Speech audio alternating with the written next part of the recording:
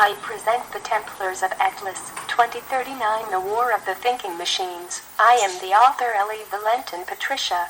This novel is a historical fantasy trilogy. Good listening. The stellar house of Atlas. In the beginning, there was nothing but an endless ocean of primordial chaos.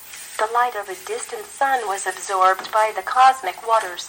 As they warmed up, they began to vaporize. A thick fog rose from the water. He condensed himself into heaven, to form an etheric being.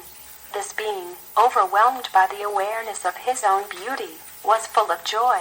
Others followed suit. Their shining forms burst into the fog to form the firmament. Radiant beings looked down on their creation, with admiration. They gave it life, calling it Atlas. In due course, Atlas would become a true paradise. In the waters of Atlas, many beings lived, which were the reflection of angels. These beings were neither male nor female. They were imbued with great wisdom and knowledge from their divine forefathers.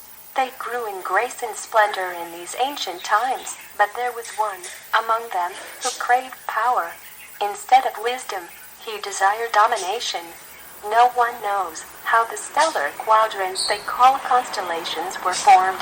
The nations that inhabited them with vast knowledge and skills had existed for thousands of years before the signs of conflict arrived. The stellar quadrant of Atlas was a very peaceful place, which other nations admired and where they wished to live.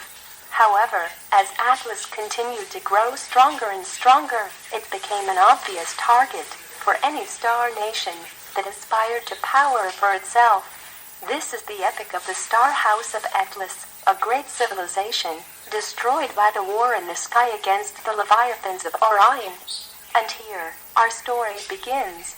I am the narrator. I am looking between two dimensions, the way back. I have to find the blue crystal, which can lead me back. If I find it, then I can go back to where I came from, or where I want to go. I reflected on how infinity is nothing more than a word, a concept invented to explore the absurdity of our life and death. Meanwhile, this is the sky. I have to look at a dark wall where the 7 stars of the Great Bear, once called the Dragon's Claw, or the Star House of Atlas, the race of the powerful Atlanteans, light up with dim light. The sky of Atlantis meant a lot then, but something turned the dial upside down. Now, it is a darkness that divides us and never fails to remind us of our mistakes. In that wretched time, the hologram of the cosmos was divided. The stars, which became blood and dust, fell like sand into the arid.